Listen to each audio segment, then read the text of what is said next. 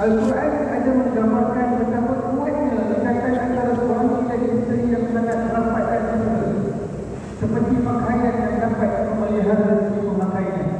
Firman Allah Azza wa Jalla dalam surah Al-Baqarah ayat 187, "Hunna libasun lakum wa antum libasun lahum." Isteri-isteri kamu itu adalah sebagai pakaian bagi kamu, dan kamu pula sebagai pakaian bagi mereka.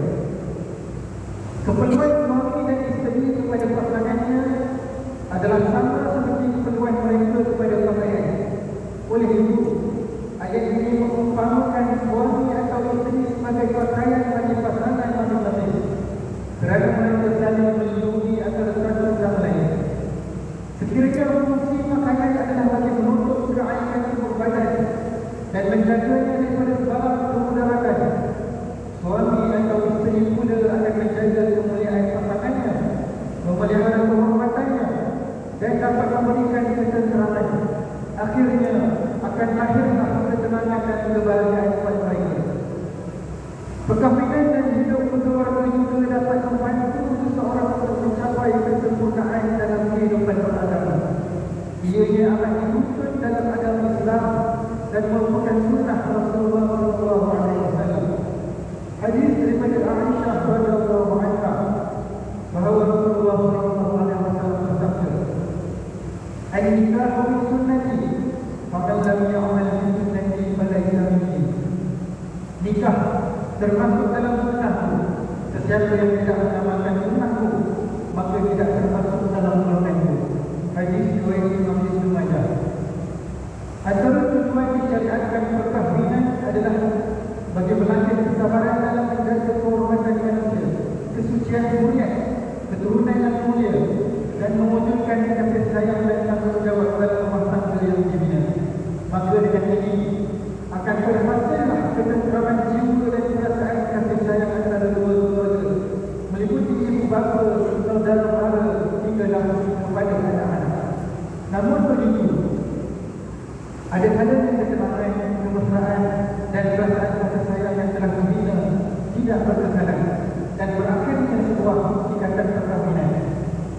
Keadaan ini terjadi akibat daripada beberapa faktor. Antaranya adalah masalah komunikasi antara pasangan, pengabaian nafkah, pengabaian perasaan pasangan, pengabaian amanah, serta wujudnya pihak ketiga. Muslimin yang dirahmati Allah Jalla wa Ala, antara kekuasaan dan kebesaran Allah Subhanahu wa Ta'ala adalah menjadikan suami dan isteri berbeza-beza daripada sudut sikap, kegebaran dan cara berfikir. Sebagai hamba yang matang, kita hendaklah berusaha untuk menyesuaikan diri dan meraihkan perbezaan antara pasangan masing-masing. Wujudkan suasana berkomunikasi secara harmoni sesama pasangan dengan berbincang secara baik untuk menyelesaikan segala permasalahan yang timbul. Dapatkan juga nasihat daripada orang yang lebih berpengalaman, seperti pegawai khidmat nasihat di pejabat agama sekiranya timbul kesulitan. Buanglah sikap ego, pentingkan diri dan sikap suka menyalahkan di antara satu sama lain. Di samping itu, elakkan diri daripada menggunakan kata-kata sesat sesama pasangan. Amalkan dan tegur secara berhemah dan jagalah perasaan sesama pasangan. Di samping itu, bagi mengumpulkan lagi ikatan perkahwinan, para suami hendaklah cakna dengan kewajipan yang perlu dimunaskan. Pemberian nafkah oleh suami kepada keluarganya adalah wajib. Keengganan para suami untuk menunaikan tanggungjawabnya dalam memberikan nafkah merupakan satu dosa. Pemberian nafkah ini juga diumpamakan sebagai sedekah yang wajib yang diberi pahala oleh Allah Subhanahu wa Ta'ala. Hadis daripada Abu Bakar Al-Ansari radhiyallahu anhu bahawa Rasulullah sallallahu alaihi wasallam bersabda, "Idza anfaqa al-muslimu nafaqatan 'ala ahlihi wa huwa yahtasibuha kana lahu sadaqah." Apabila seorang muslim memberikan nafkah kepada keluarganya dan dia mengharapkan pahalanya, maka perkara itu menjadi sedekah baginya. Hadis riwayat Imam Bukhari. Kehadiran orang ketiga dalam hubungan suami ini juga boleh membawa kepada konflik hingga berlakunya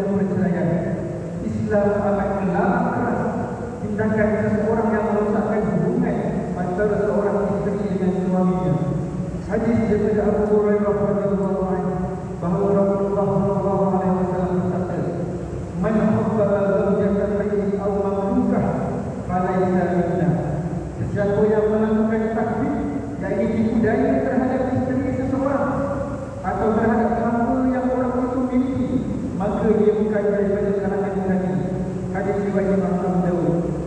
Takbir iaitu tipu daya merujuk kepada perbuatan orang ketiga yang merosakkan atau mengeluarkan hubungan seorang isteri dengan suaminya hingga sampai ke peringkat boleh menyebabkan perceraian. Para ulama berpendapat bahawa perbuatan takbir ini adalah haram dan merupakan satu dosa besar. Malah Nabi Muhammad sallallahu alaihi wasallam tidak mengira orang yang ketiga ini sebagai umatnya. Tidak umatnya berbahagia dalam kehidupan rumah tangga. Kita harus menerima hakikat bahawa akan terdapat kekurangan dan kelemahan dalam diri pasangan masing-masing. Sebagai manusia biasa, kita tidak pernah lekang daripada melakukan kesalahan. Seorang suami di dalam sebuah keluarga seharusnya menjadi pelengkap atas kelemahan dan kekurangan isteri, dan begitulah juga sebaliknya buat orang isteri. Ingatlah, di sebalik kekurangan pasangan kita sebenarnya terdapat kelebihan yang Allah SWT kurniakan tanpa kita sedari. Oleh itu, amatlah tidak berpatutan jika ditularkan, diviralkan melalui media sosial tentang keburukan, kekurangan dan keaiban pasangan, kerana ini jelas menyalahi hukum syarak dan asal Islam. Sejak kebelakangan ini, sering ditular, sering viral di daya-daya akhbar dan media sosial isu perceraian yang melibatkan personaliti dan selebriti terkenal di kalangan masyarakat. Penularan berita yang meluas mengenai perceraian ini memperlihatkan media tidak menghormati privasi dan kehidupan peribadi mereka yang boleh memberikan negatif kepada pasangan yang terlibat. Perceraian bukanlah sesuatu yang harus digembar-gemburkan kerana ianya merupakan satu pengalaman yang sangat peribadi, pahit dan menyakitkan.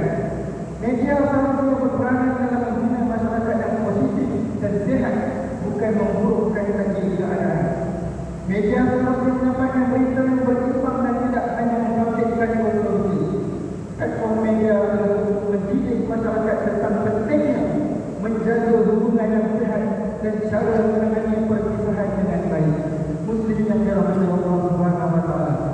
Setiap pasangan perlu sentiasa bijak berhadapan dengan apa itu cabaran rumah tangga dan menanganinya dengan tenang, sabar dan positif.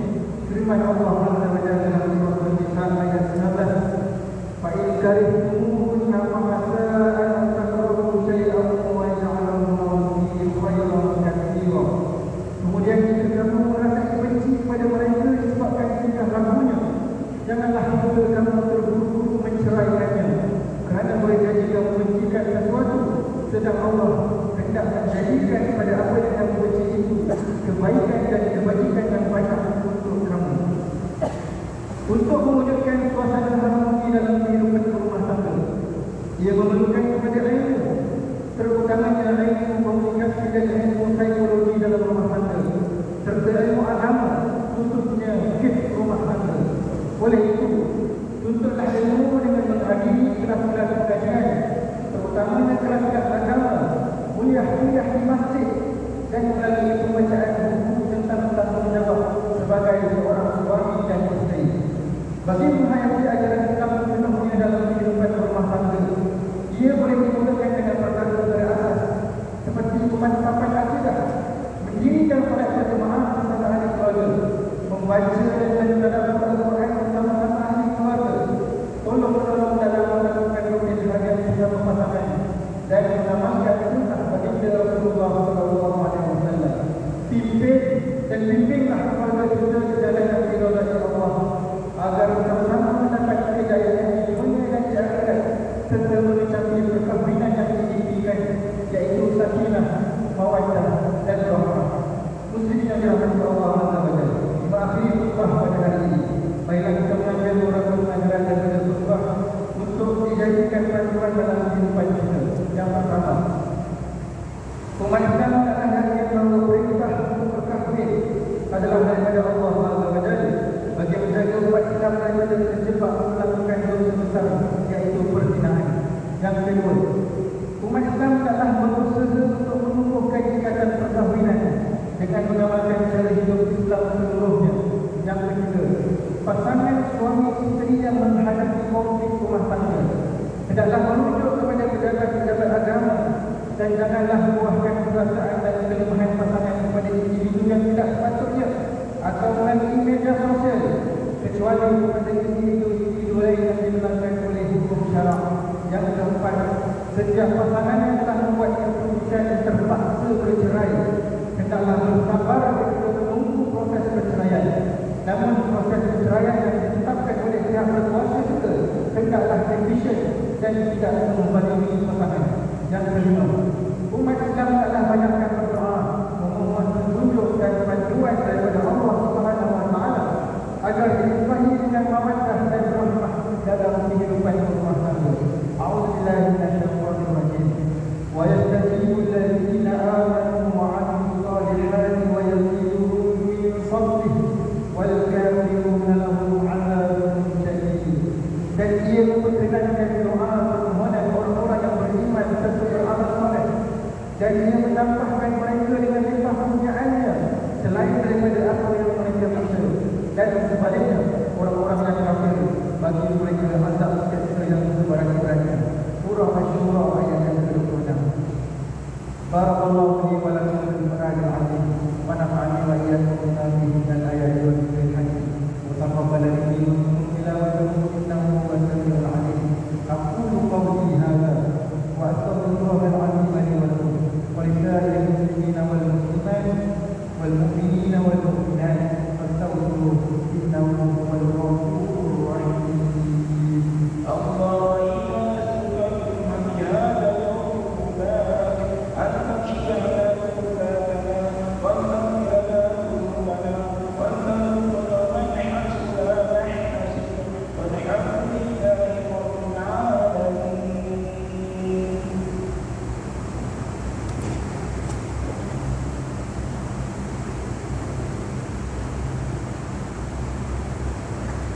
الحمد لله الذي جعلنا من المسلمين ورزقنا من الطيبات، واشهد ان لا اله الا الله وحده لا شريك له، واشهد ان محمدا عبده ورسوله.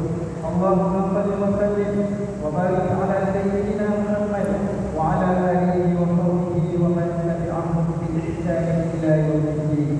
اما بعد فيا عباد الله اتقوا الله أوصيكم وإياي بتقوى الله فقد فاز المتقون. قال الله تعالى في كتابه العزيز: إن الله وملائكته يصلون على النبي يا أيها الذين آمنوا صلوا عليه وسلموا تسليما. اللهم صل على محمد وعلى آل محمد كما صليت على إبراهيم وعلى آل إبراهيم، وبارك على محمد وعلى آل محمد كما باركت على إبراهيم وعلى آل إبراهيم في العالمين إنك حميد مجيد. اللهم اغفر للمسلمين والمسلمات والمؤمنين والمؤمنات الأحياء منهم والأموات إنك سميع قريب مجيب الدعوات ويا قاضي الحاجات. اللهم أصلح أئمة المسلمين وولاة أمورهم وجميع المسلمين. اللهم إنا نسألك ونتوسل إليك بنبيك الأمين ونسألك بأسمائك الحسنى وصفاتك العظمى أن تحفظ بعين عنايتك الربانية وبحفظ وقايتك الصمدانية دلالة إلى المعظم سلطان الملك سلطان تركني الرجاء الحكيم المرحوم سلطان فلوح عبد العزيز الحاج. اللهم أجل العون والهداية والتوفيق والصحة والسلامة بولي عهد المنور تبدو عن شهد سلطان تركني الرجاء الحاج في أمن وملاه وعافية بمجدك وكرامك يا ذا الجلال والإكرام. اللهم اجعل أمرنا مصلحين للموظفين والرعية والبلاد وبلغ مقاصدهم عن طريق الهدى والرشاد. Ya Allah, kami berlindung denganmu daripada ujian yang berat dan daripada risiko kecelakaan. Kami berlindung denganmu daripada buruknya takdir dan daripada kegembiraan para musuh atas ujian dan kecelakaan yang menimpa kami. Ya Allah, kami mengharapkan